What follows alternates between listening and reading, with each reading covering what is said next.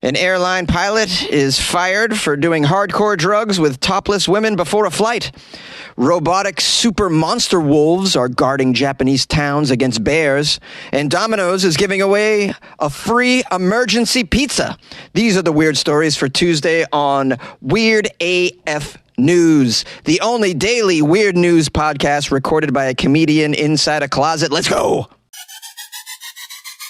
A pilot snorted cocaine off a topless woman before a flight. A British Airways pilot was suspended and eventually fired after he was reportedly drinking and using cocaine the night before a return flight to London. Okay, hold on. It's the night before. I'm okay with my pilot doing it the night before, right? It's not, I thought it was right before the flight or even on the plane. You know, you hear stories about pilots boozing while flying. This guy's doing it on his own personal time. What's the problem here? Let's keep reading and find out. Mike Beaton is a pilot with British Airways. He had a night off, and then he decided to use the night off to indulge in large amounts of alcohol and snort cocaine off the chest of a topless woman. What's wrong with that? This is Mike's time off. He wants to drink booze and snort cocaine off the chest of a topless woman. Are we going to begrudge him his fun time on his personal time? It says Beaton is a married father of one. Okay, he's a married man. We don't know the agreement he has with his wife, though. Maybe she's like, okay, look it. You can snort the cocaine off the chest of a topless woman, but at no point are you allowed to make love to the topless woman. If you could just keep it to the snorting cocaine off her body, then I think we can make this marriage work. According to report, he revealed his night of antics to a fellow crew member before a return flight to London, telling her that he had been a very naughty boy during an exchange of text messages. Why are you... You don't do these things and then text your coworker, bro. Come on, man. Especially if you're a married man. This is pretty stupid behavior. But in my opinion, he's still allowed to do this. I mean, it's not against the law, really. I guess technically cocaine's against the law. I mean, if you want to get down to the nitty gritty about drug laws, yeah. Cocaine is not a legal substance. The pilot reportedly told the flight attendant in the text exchange that he had met two local women at a nightclub the night before when they engaged in hours of drinking and eventually found themselves at one of the men's apartment. Okay. Still don't see anything really wrong. He is a married man. I mean, morally, this isn't okay, right? Morally. But then again, I don't know the arrangement he has with his wife. We don't know the arrangement he has with his wife. People have different, configurations in the relationship. And I hear in Europe, they're a little loose with these configurations. So maybe, I don't know, maybe he's allowed to, get with topless people and with chemicals around. During the text exchange with the coworker, the pilot continued to boast about his antics that night, saying that the girls were topless, dancing, when someone arrived with cocaine, leading him to take a bump of the drug himself.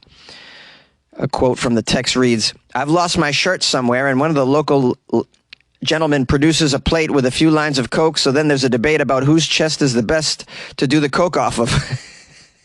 It sounds like a fun party to me, I'm not going to lie. It sounds like a good time. Would someone just bring a plate of cocaine over? And then let's have a debate. Whose chest should we do the cocaine off of? Well, some guys are so lucky they find themselves in this situation. I'd imagine Motley Crue, this was like a nightly thing for them. Not me, though. The pilot continued to text details. I don't know why you would text all these details to a coworker. Saying that he stayed the night and shagged one of the women for the ages. Shagged them for the ages. So he definitely, it sounds like he cheated on his wife if this was not their arrangement. He speculated in his text that his use of the cocaine may have played a part in the activities, adding that by then he was so messed up he couldn't even lift his head.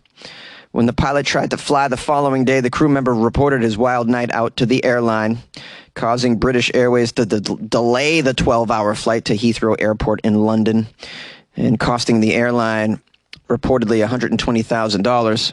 All right, well, yeah, I don't work for the airline. Anyone work for the airline? Can you corroborate that they don't allow you to party hard the night before you're flying? Is that a rule?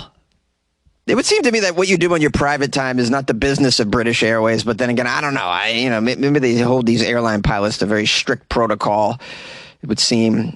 I don't even know why you need to do that. I mean, they're flying on autopilot like 99% of the flight anyways, right? What do these guys do up there? They don't do much. They get on the speaker and tell you what kind of weather you're experiencing and how fast the wind is. Thanks, buddy. How about you shut up and just do your job? I don't need to hear about the altitude I'm at. You woke me up during my nap to tell me we're now flying at 35,000 feet. Thanks. That's information that doesn't really concern me. I would rather the pilots get on the mic and amuse us all with their stories of the antics they had over the weekend. That'd be much better. This is your pilot speaking. I would normally tell you about the altitude and what time we're going to land, but you can learn that by just looking at the screen in front of you. So I'm just going to tell you the kind of time I had the other night after I left that tiki bar. Oh, yeah, listen to this, guys. Robotic super wolves are guarding Japanese towns against bears. With gleaming red eyes, bone-chilling howls, and bared fangs, animals scatter for cover at the sight of this beast. But this is no ordinary wolf. Oh no, it's not even a real wolf, for that matter. Originally designed to keep wild animals away from farms, authorities are using mechanical wolves to prevent bears from entering urban areas and attacking people in Japan. Man, robotic wolves battling bears. This sounds like an amazing video game. The installment of the robotic wolf robot in Takakawa City in 2020 marked the very first time this robot beast was used to repel bears. This is according to Motohiro Miyasaka, the president of a company called Wolf Kemu. They're developing these robotic wolves. Since then, more local governments in Japan have placed orders for the monster wolf, a name that does not betray its image. Why buy a robotic wolf if you're a town in Japan? Well, apparently, bear attacks are pretty common in Japan. Incidents have been rising at an alarming rate, according to authorities. Experts say the main reason is people migrating out of rural farming villages. This is because of a change in the lifestyle of the Japanese, particularly the youth. Here's a quote from Shinsuke Koike, a professor at the Tokyo University of Agriculture and Technology. Japan's urban population is expanding. It's just expanding. Younger people don't want to live in or near the mountains at all. Many of them have migrated to big cities. They've emptied their villages or towns. These towns have been shrinking in the past few decades due to an increasingly aging population. More and more rural farmlands in the foothills that once acted as buffer zones between the bears and the humans are disappearing altogether. And as a result, young bears over the decades have moved into the unattended woodlands, living much closer to cities, getting used to bright lights, getting used to people, getting used to loud noises, becoming more and more unafraid of human beings. These bears can be found wandering into residential areas because their habitat has expanded from the mountains to the flatlands, closer to the human populations. It says here, over the past 6 decades, there have been more than 150 bear attacks in Hokkaido. At least 4 people were killed and 10 were injured in 2021 alone, one of the deadliest years of bear attacks on record. Japan's bear population is increasing at a time when Japan's human population is aging and shrinking. Government data estimates there are around 12,000 brown bears in the Hokkaido region. Some experts put the Asian black bear population at around 10,000. Bear sightings and incidents happen usually around April when they awake from their hibernation in search for food. And then again in September and October when they eat to store fat for the winter months. Fatal attacks are, however, very rare. But statistically, if the number of attacks and injuries go up, chances of people dying will probably increase as well, they say. Enter the super robot monster wolf. The super robot monster wolf. Here to save the day. It's unbelievable. You would think this is fiction. No, it's real. By installing the robotic wolves in urban locales, experts hope to deter bears from wandering into populated areas to potentially harm humans and themselves.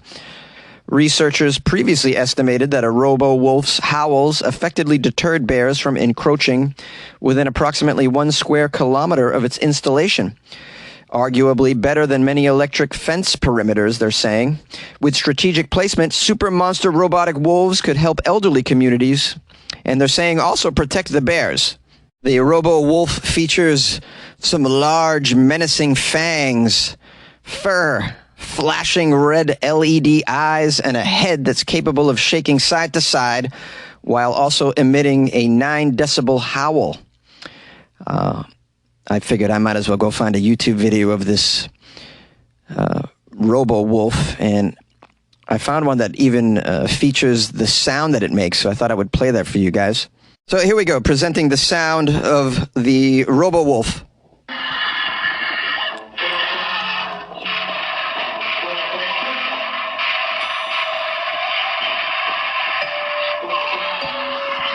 I mean, it's making some sort of sound. It doesn't sound like a howl to me. I was really hoping it would literally howl.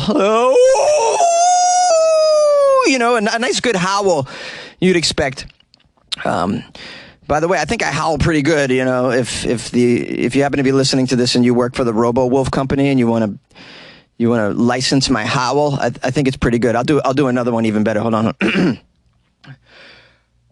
Ow!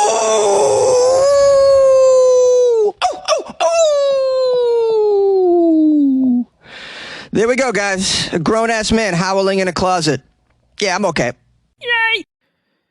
Want to create a podcast? Spotify's platform lets you easily make, record, distribute a podcast everywhere. Even earn a little bit of money. All in one place, too. For free. It's called Spotify for Podcasters. You record and edit on your phone or your computer. You send it to Spotify, and everywhere podcasts can be heard. They even have video podcasting options. Spotify for Podcasters allows you to earn money with ads and subscriptions as well. Best of all, it's free. Try it.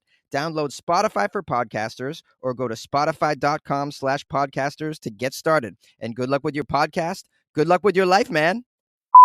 Domino's Pizza is giving away free emergency pizza. Finally, somebody recognizes that there are certain instances when you need a free damn pizza. This is a test of the emergency pizza system. Domino's is announcing a new promotion in which customers can get an emergency pizza for free. Let's learn about what it is. How do you get it? Are you allowed to choose some toppings? Or are they just going to send me some crappy cheese pizza with no toppings? The article says, now most people know that getting pizza is almost always an emergency. So what exactly is this deal? Domino's is introducing Domino's Emergency Pizza, a program that offers a free medium 2-topping pizza to customers to use whenever they need it most, according to the company's recent press release. Well, it's not a large, but that's okay. It's 2 toppings. I think that's reasonable. It's a good emergency if there's only, 1 or 2 of us, maybe. If there's like 5 people, though, this emergency pizza isn't going to cut the real emergency. You need a large for that. Let's read a little bit of the press release. Domino's says, perhaps you've burned your dinner. The power went out, or maybe your in-laws just dropped in without notice. Whatever your emergency situation, Domino's believes a free pizza can make anything better. I still say it should be a large. You're giving a situation where if the in-laws drop in, what are you going to spring a medium pizza for all of you? Don't worry, guys. We didn't know you were coming, but we got something on the way. A medium-sized pizza. This will get us through maybe 10 minutes. The quote continues from the press release.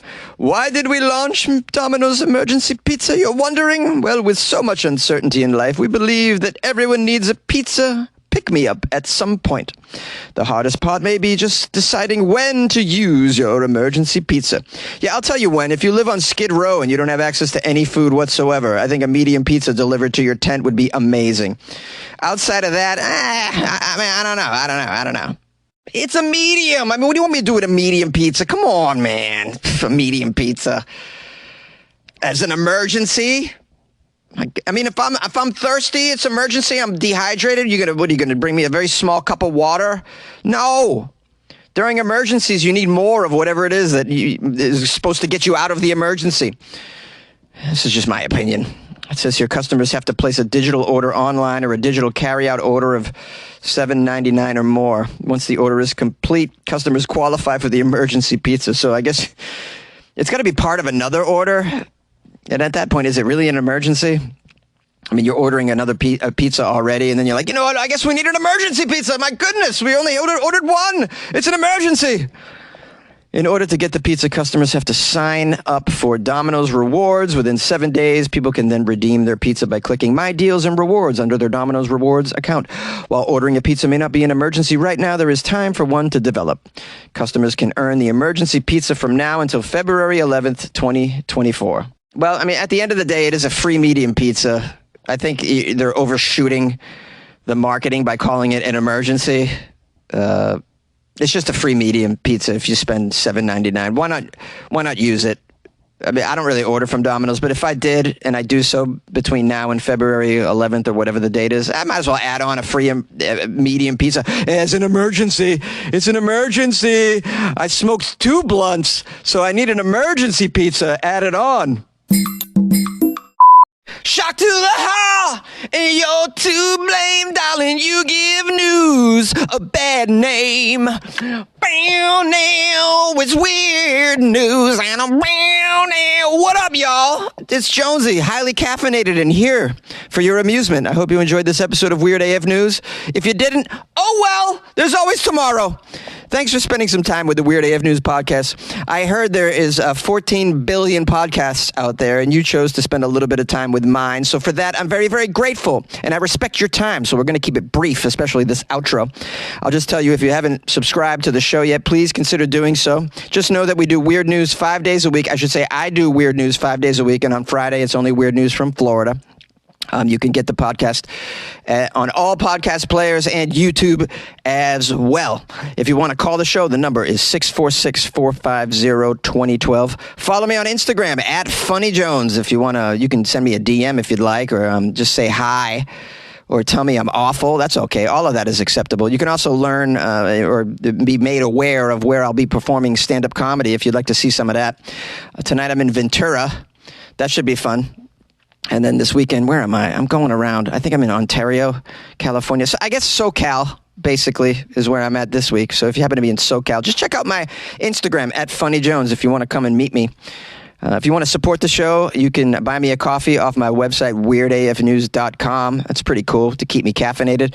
You can also join the Patreon on the website as well, or download the Patreon app on your smartphone. Do a search for Weird AF News. You can support the show like that. You can also hire Jonesy on Cameo to make a personal video for someone that you know and love, who hopefully also likes Weird AF News and knows who the hell I am. Otherwise, they'll be like, why are you sending me this video of this guy in a closet talking shit? What is this for, huh? It's for your birthday, Granny. Huh? It's the guy hosts a podcast, Granny. What's a podcast? Anyways, I'm on Cameo. Cameo.com/comedian Jonesy, all one word. Yeah, so there's that. Good luck with your life, man.